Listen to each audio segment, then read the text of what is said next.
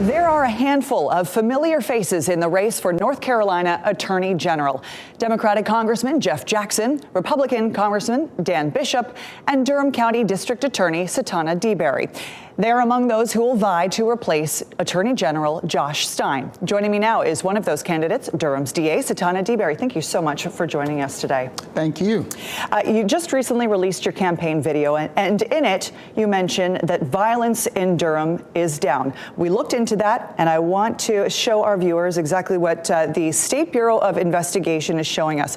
Violence in Durham went down by 3% between 2021 and 2022, while it went up in other cities like Raleigh. I also want to show viewers this graphic. This is the rate of violent crime per 100,000 people from 2018 to 2022.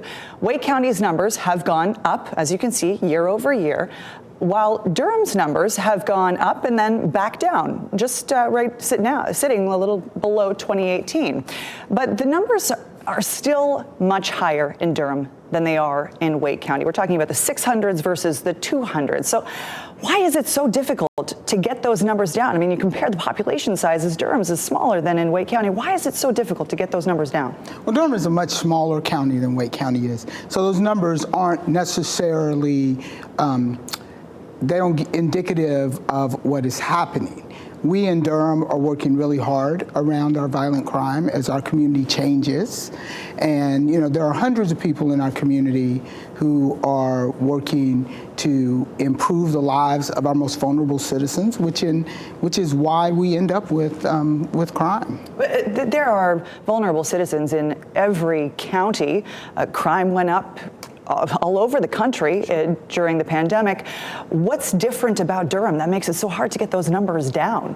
Well, the numbers are down. Well, I'm talking about below like Wake County numbers. I mean, well, Wake County's population is much bigger, and yet you look at the numbers there, it's in the 600s compared to the 200s. Yeah, I think that is you can get numbers to say anything.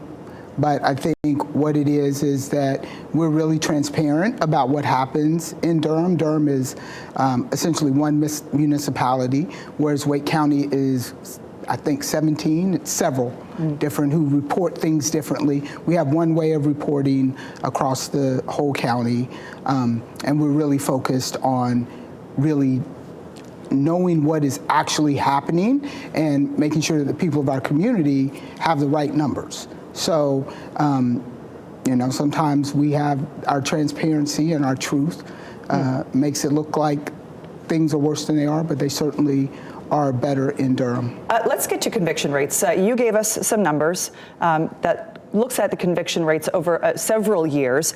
The numbers show that convictions in Durham are far lower than the rate of convictions before you were elected, as well as far lower than the state average. Do you call that an achievement? I'm not exactly sure what you're talking about, actually. I can provide you with these numbers right here. Yeah, it's showing that in Durham, the felony convictions are about 1 per 1,000 adults in the year 2021-2022. That's compared to 3 per 1,000 people 2016 to 2017. And the numbers you provided us with, your team provided us with that data. Let me ask you again, do you consider that to be an achievement, that the conviction rate is lower? So I don't, out of context, I don't know what those convictions are. What we do in Durham is we're more focused on the most serious and violent crimes. And so our violent crime convictions are the ones that we focus on. Low-level felonies, North Carolina has several different levels of felonies. And on those lowest level felonies, I can't tell you what we're doing, but I know that we are, for the most serious and violent crimes, our conviction rates hold up to any conviction rate in the state. Satana Deberry, thank you for joining us here today. Thank you.